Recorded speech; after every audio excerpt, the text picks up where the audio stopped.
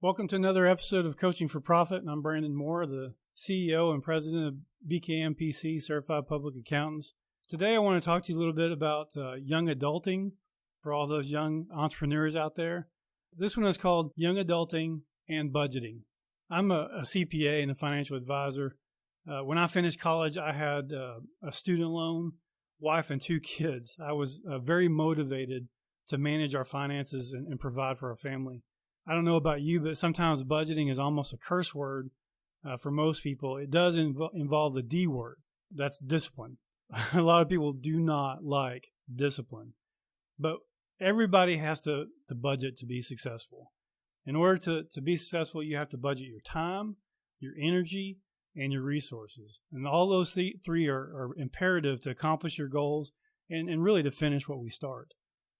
Most people see budgets and budgeting as binding, as restricting, but really budgeting is freedom. When I was in college, I had my senior year, I had a notebook that I kept my calendar in, and I budgeted every hour.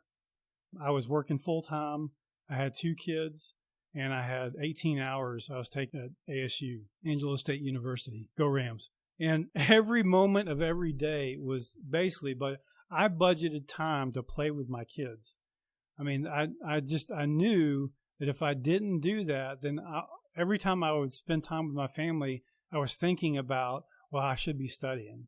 Or if I was at work, I was thinking, man, I need to be with my kids. I don't spend enough time with them, my family, my wife. And when I created that calendar, when I budgeted blocked out my time, it allowed me to rest easy knowing that I had made time for those things that are most important to me. I think that budgeting does allow you, most of all, to enjoy life without that undue stress and guilt and feelings of failure. So today I'm going to talk to you about the reasons for budget, the methods for budget, eliminating debt, investing, and really the last of all, which there may be a test, is having a good reading list. I've said it before and I'll say it again, your education doesn't stop when you get your diploma. It always has to keep going. You always want to keep learning, keep developing yourself, developing your leadership, developing your knowledge base. And that takes reading and listening to podcasts like this one and reading books, listening to books, going to courses, taking courses online. But we'll get to that later. So, 1, what is the reason for budgeting? Well, it's what's your motivation. Without a goal in mind, discipline is impossible. You have to start where you are. Then you'll be on the path to where you want it to be. When I was in college and right after college, I wanted to be a CPA. I wanted to invest in real estate, and I wanted to own my own business. Those are my 3 biggest goals. That these goals that you write or have need to be short-term and long-term. It's been said, and I'll repeat it here because I like it a lot. If you don't write your goals down, then they're just dreams. And really, that is so true. And also, if you don't tell people your goals, if you don't have people holding you accountable to those goals, they're just dreams. Those goals need to be smart. They need to be, that specific, measurable, attainable, relevant, and time-bound. What is the motivation? What are the goals behind budgeting? Well, financial freedom is the goal, is being completely independent of needing to work or needing a job. And the way that starts out in life is through budgeting. And you're not going to get there by hoping. You have to write something down. You have to stick to it. You can't just hope that you're going to, spend less this year, or hope that you're going to not overeat this year, or hope that you're going to exercise every day or every other day. No, you've got to set time aside. You got to do it. Pablo Picasso said, "Our goals can only be reached through a vehicle of a plan in which we must firmly believe and upon which we must vigorously act. There is no other route to success." You have to put action to those goals. You have to first write them down, and then I would tell people about them and then put action to them. Now, what are the methods of budgeting? There are a lot of methods to creating a budget. There's zero-based budgeting. There's percentage increase budgeting. But for me, I like to start budgeting out for financial budgeting by figuring out where you are right now. And the way you do that is you take a log. You have a notebook or a register, a check register, or something that you can write down. What are you spending your money on? And for about 3 months, everything that you spend your money on, write it down. And then write it down into categories. We accountants call this bookkeeping. It's where you actually keep records of where you spend your money. And there are softwares that you can use that can help in this. But you can use a notebook paper or a ledger or a checkbook of some kind. And you want to have it in categories, and you want to see what are you spending your money on first. Now that you have these expenses exposed, you'll be able to see the areas that you need to rein in the spending. A couple of weeks ago, I was looking at one of the credit cards that my son has. Unfortunately, he had two. We took one of them back. And in a period of 5 days, he had spent over $200 in eating out, in fast food and restaurants. And I texted him and I said, son, if you spread that out over a whole year, that's over $10,000. You've got to stop this now. And unfortunately, I did not take the credit card away from him because he does need groceries and gas. And he's not old enough to get a full-time job yet. But he is looking for work. If anybody out there has a part-time job, just let me know. Anyway, these expenses have to be reined in. And once you have this log, you'll be able to see what you're spending your money on. And you have to have discipline in your spending. And that's the biggest part of financial freedom is having a purpose with your spending, that you're spending on purpose, that you're not flippantly spending money because you thought it was a good idea. One of the worst things for young people, I think, in spending money are how easy it is now to do it. You have a debit card or a credit card, and then you have your iTunes account, you have your Netflix account, you have your Xbox account, you have, of course, you have to have more than one streaming service. Who can live with just Netflix? You have to have Hulu and Disney Plus and HBO and whatever else. And so you have to, right? And because you want to be able to watch it on your phone, your iPad, your computer, or while you're in class, whatever. I get that. But what you don't see when it's that easy is how quickly money bleeds out of you. And you get to the end of the month and you think, where did all this go? Well, if you have a log, you'll be able to see. And once you see, then you'll be able to rein those areas in. The next thing you want to do is you want to develop a priority list of spending. And what I mean by this is, of course, is spending on purpose. 1 is pay yourself first. 2, you want to have your large priority items. And then 3 is your small priority items. What is paying yourself first? Well, that's putting money into a savings account. Years ago when we were starting out and I needed a savings account that I wasn't going to dip into for just any reason, I went to a bank that I didn't use for my checking account and started a savings account, but did not get checks or a debit card. The only way I could take money out of that account is if I went to the bank, filled out a withdrawal slip, and drew the money out. Now, the way the money was deposited was automatic. It went directly from my checking account to that bank and filled it up. But I wanted to make it difficult to take money out on purpose. Because when you pay yourself first, what you do is you create self-imposed scarcity. And you learn to live off less than what you make. And so when you set a budget at 80% of your take-home pay, you're putting 20% into that savings account, then you create that scarcity for yourself so that you manage your income within that 80%. And then that 20% that you save starts to build up, and then later you can invest or buy real estate or whatever, or maybe pay for those emergency items that always happen instead of going and putting them on a credit card.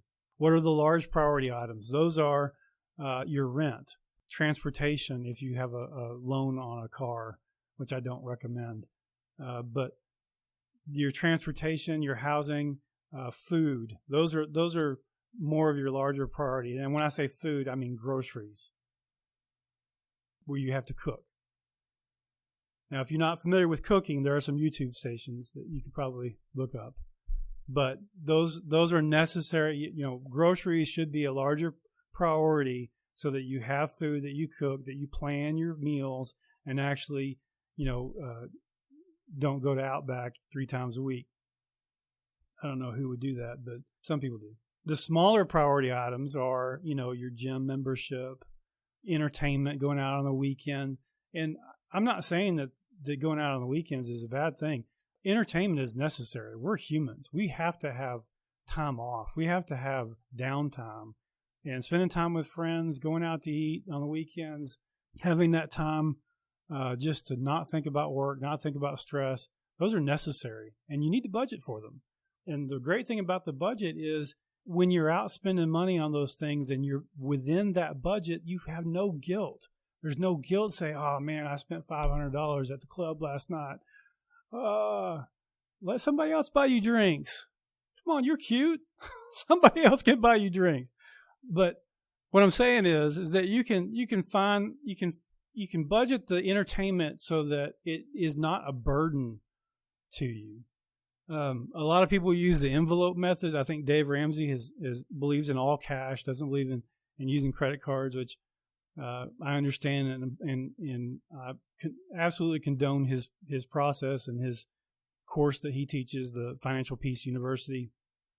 I think it'd be great for anybody to go through, young or old, to learn about budgeting, to learn about how to get into financial freedom at any stage in life.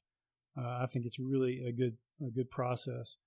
The envelope method is that you write down the categories that you spend your money on, and when you get your check, you cash it and you put the amount of cash into those envelopes. And then when you spend the money from those envelopes, once the envelope is empty, you're done. In order to spend more money in that category, you have to take from another envelope. But you don't want to do that, especially if it's that's your rent envelope. And let me tell you, as a landlord, people make that mistake all the time. They choose the wrong envelope to take from, and they end up sleeping in the car. That's not good either, which is why you shouldn't have a loan on your car, especially if it comes to your bed. Then you're in trouble.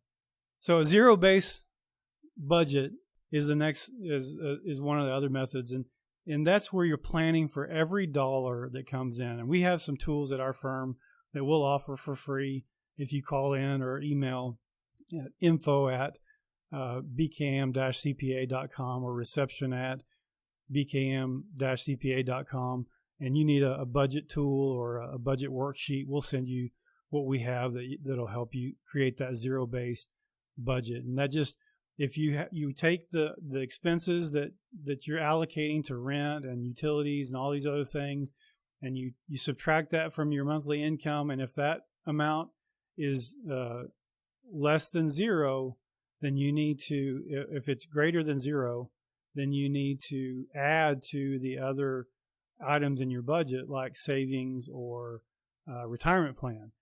If that is less than zero, you're going to have to subtract from the entertainment or whatever, other accounts that you can subtract from. If you get to a point on that budget worksheet and it's less than zero, you can't take away from any of the categories, then you need to get another job because your income isn't enough to cover what your expenses are. And that's not necessarily true about getting another job, but you need to rethink, are you living in housing that's above what you can afford, or is the car payment that you thought was necessary really necessary? Can you sell that car and then with the proceeds buy a car that's fully paid off? Yeah, it may have some maintenance costs, but it doesn't have that monthly amount that you're having to budget. But that's what the budget worksheet does, is it helps you make better decisions about where every dollar is going. The next thing is what do you do about debt? And if you're a young person listening to this, don't start it. Don't start with credit cards at college. Every time you fill out a credit application, you get a T-shirt. Walmart has some really great T-shirts. And if you really need a T-shirt, you should go there. Our firm has some really good T-shirts. If you want some T-shirts, we've got some that we'll sell to you. You don't need a T-shirt from filling out a credit card application. you need that credit card application to go away. Don't even bother. Credit cards are not helpful. They are a cycle of debt that you then make the answer to all your questions. Where am I going to get the money for this Xbox game that I love? Well, Visa. Where am I going to get the money for those shoes Visa will pay for it. What does that sound like to you? Does that sound like you're asking somebody, a higher power, for, I don't know, but credit cards are not the answer. They don't love you. They didn't die on the cross for you. So don't do it. Don't get a credit card. Student loans, I had student loans. I would not get the student loans more than you actually have to have. When I was in college, I had 2 kids. My first kid was born when I went back to school after dropping out for a couple of years. And so I got student loans for living expenses. My college was paid for by Pell Grants and scholarships, but the loans were because very few full-time jobs I could get were minimum wage. Even working 40 hours at the convenience store for $7.25 an hour. At the time, I think it was $3.35 an hour. I was not making a lot of money. So the loans help, get us through the semester. But if you can avoid getting them, avoid it. If you have to get them, only get as much as you need. Consumer debt, I would just don't do it. Don't get credit cards. Don't buy things on credit. Don't finance Christmas. That's a bad habit to get into. If you really want something, it's worth saving for, right? So save up and buy it. It may take some more time, and actually that time works in your benefit, because then you start to figure out, well, maybe I don't really need that. If I'm working this hard for that $1, maybe I don't want to spend that $1 on that product. And so time works in your favor on that area. When you're saving to buy things, then you really decide whether or not you really need that thing. And to eliminate debt, Dave Ramsey and I also recommend the snowball method, to where you start with the smallest debt and you pay it off, and then you take the payment that you were paying on that small debt and you put it to your next smallest debt. And so you keep paying those things off, and as those debt payments then are no longer there, you add them to the next. Instead of paying the minimum payment on a credit card for 30 years, $25 over 30 years is a lot of money. You snowball that thing to where you can pay it off within 18 months or so, or however long it takes you, but you get that thing paid off. Debt is a burden. It is a prison. It is a shackle, and you really should try to avoid it. So then, talking about investing, I'm not going to spend too much time about that because I'm a financial advisor, and if I talk too much about it, then I've got to send this to compliance, and I don't want to. So if you want to talk to somebody about investing, we'd love to set an appointment. Set an appointment with your financial advisor. Debt reduction usually precedes investing. I will talk about investing in real estate. I don't mind borrowing money for real estate, but you want to make sure that your loan to value stays, there's a pretty good margin. What do I mean by that? Well, if you're going to buy a house that's, $50,000, you don't want to borrow $50,000. You want to make sure that your loan to value is at 80% or less. And most of the houses that I bought, we paid for them 80% of their actual value. And so I may have had 100% financing on some, but the loan to value was never more. I never paid more than 80% of what the property was worth. An important thing for investors to invest in what they know. If you don't have a lot of experience in some things, then learn. If you don't have experience in the investment products that are available, take some time, watch some YouTube, watch some podcasts, and find out about the things that are available for investors to invest in, like real estate or mutual funds or bonds or whatever. This is not an investment podcast, but again, homework doesn't stop when you graduate. There is a thing as too much research and not enough action. If you are in that learning process, remember that the best teacher is experience. And so, yes, you want to get an idea of what you're investing in, but at some point you've got to pull the trigger. And also choose investments where your money will work for you, not the other way around. If you're investing, some people say they're investing in a taco stand. No, you just bought a job. You don't necessarily want to buy a job. There are some things that I bought that I thought were investments and later found out this is another 40-hour-a-week job. I don't want that. And so we got out of it. But also, I didn't do a lot of research on that before I bought it. So that's one of these things where I'm telling you what I've learned the hard way. So we've talked about the reason for budgeting. We've talked about some of the methods of budgeting. We talked about eliminating debt, where to invest, and what you do before you invest. Now, as promised, the reading list. I've done this podcast as a seminar 4 times, and every time I've really given the same books as the reading list because these are my top 4. There's actually 5 that should be on here, but one is a business book. So we're talking about budgeting today. So I'm just going to talk about the top 5 reading list. One is The Millionaire Next Door, The Millionaire Mind. Both of them by Dr. Thomas Stanley. He did research over thousands and thousands and thousands of millionaires and saw what the common themes were in their mindset and their behavior. Really good for understanding, how people become millionaires and what they look like, and it's not what you see on TV. The next book is Rich Dad, Poor Dad by Robert Kiyosaki. A great beginner book to get in the mindset of creating wealth and investing and getting out of the rat race is what he calls it, to where you're not financially independent, where you're dependent upon being an employee, working for somebody else. Then there's a short book that I made my daughter read. If I listen to it, it'd probably take me an hour and a half. It's really short. It's called 5 Things a Millionaire Taught Me About Life and Money by Richard Evans. One of the best chapters on it is the 7 magic words. So if that interests you, I won't tell you what the 7 magic words are, but go read the book. And then the last one was a collection of essays that was used in a bank. It's called The Richest Man in Babylon, and it's just a collection of essays about saving and investing and how the time value of money works and how you as an individual can create wealth by doing simple things and starting simple. But I think it's George Clayson is the author of that.